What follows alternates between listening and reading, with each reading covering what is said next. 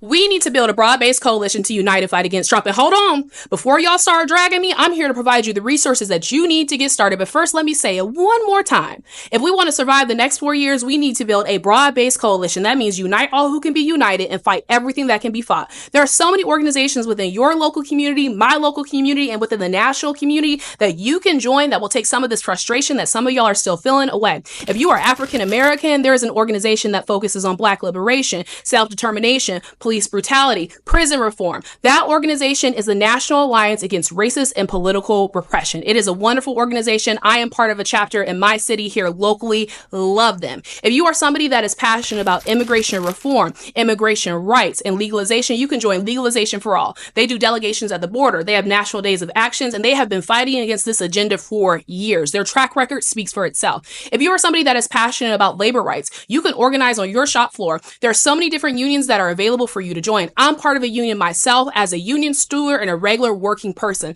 You can also become a flight attendant because some airlines are unionized. You can work at UPS because it's unionized by the Teamsters, one of the strongest unions in the country. If you're passionate about voters' rights and voter suppression being gone, especially voter suppression here in the South, you need to connect with Black Voters Matter. They are wonderful. If you're passionate about prison reform, you can join the National Alliance work team that is doing research, investigations, and organizing around prison justice. If you're passionate about anti-war, you can join the Anti-War Action Network. If you're passionate about LGBTQ rights, student rights, or any broad-based issue and you're a student, join National Students for a Democratic Society. What I'm basically trying to tell y'all is that y'all can waste time arguing with each other, but we ain't got no time left.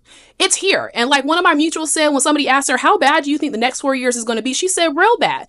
This is going to be horrific. And she did not tell one lie. So y'all can point fingers and y'all can argue and you can do what you want. I can't tell you what to post or do. I can only control myself. And I'm just saying, I'm not arguing no more. I'm offering you resources and information if you want to help. We got an entire world to win, and it's time to educate, agitate, and organize. Talks to Save TikTok could start as soon as next week. A ByteDance board member is hopeful that Talks to Save TikTok could start as soon as next week. Bill Ford, CEO of General Atlantic and a ByteDance board member, believes a deal will be made to keep TikTok up and running. He said the negotiations will include the Chinese government, the U.S. government, ByteDance, and its board, and stress the importance of everyone being at the table and being involved. Ford mentioned that there might be other solutions besides forcing ByteDance to sell TikTok. This idea lines up with a plan from President Trump, who suggested 50% U.S. ownership of TikTok as a way to solve the issue. Trump also said that he would be open to people like Tesla owner Elon Musk or Oracle's Larry Ellison taking over the app. Investor groups led by billionaire Frank McCourt and TikTok star Mr. Beast have also made bids to buy TikTok, although the amounts have not been specified. TikTok, owned by ByteDance, is not based in China and isn't even available there. Its global headquarters are in Los Angeles and Singapore. ByteDance itself is owned by a mix of people. 60% of the company is owned by global investors like BlackRock and General Atlantic, two American companies, 20% by its founders and 20% by its employees. Ford also did criticize the Biden administration for halting negotiations and failing to engage in meaningful dialogue about TikTok's future. Keep in mind that TikTok was engaged with negotiations with the Biden administration before they abruptly walked away from the negotiation table. Ford did also admit that it was Trump who first pushed for the ban.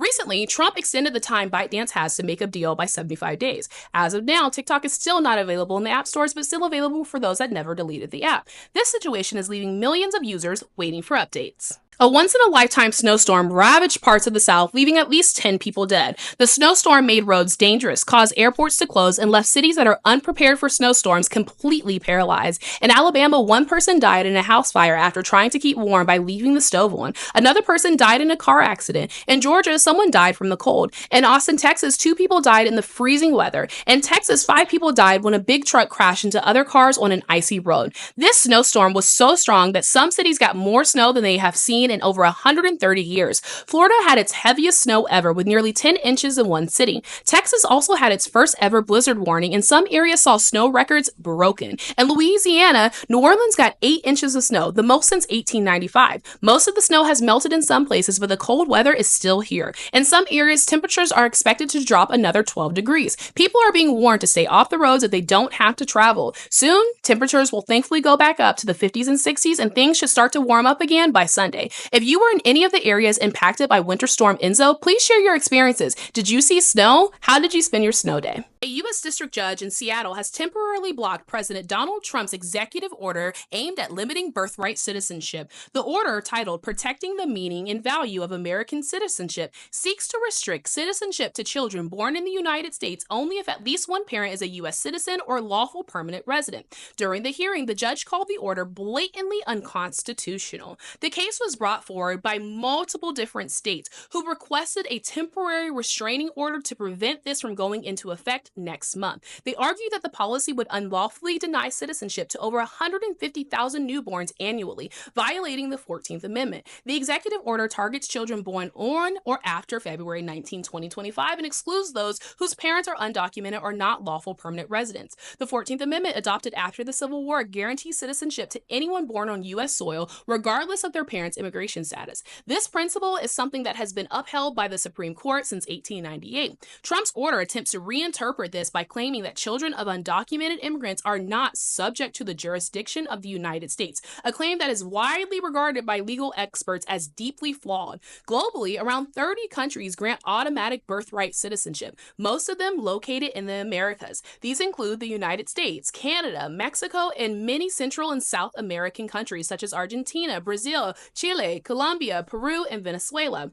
Multiple lawsuits have already been filed against the executive order that is led by attorney generals, nonprofit organizations, and different individuals. Critics argue that the policy would create a stateless underclass, denying basic rights like voting and running for office. Plaintiffs also raised concerns about immediate harm, as federal agencies could begin denying citizenship documents to newborns as early as February 19th. This ruling is just the beginning of what is likely to be a lengthy legal battle over the interpretation of the 14th Amendment, with the case expected to eventually reach the Supreme Court. But honestly, y'all, this fight is about more than the courts. Real change requires a united, broad-based coalition to stand up and fight back. If you're ready to join the movement against mass deportations, visit Legalization for All and take action today.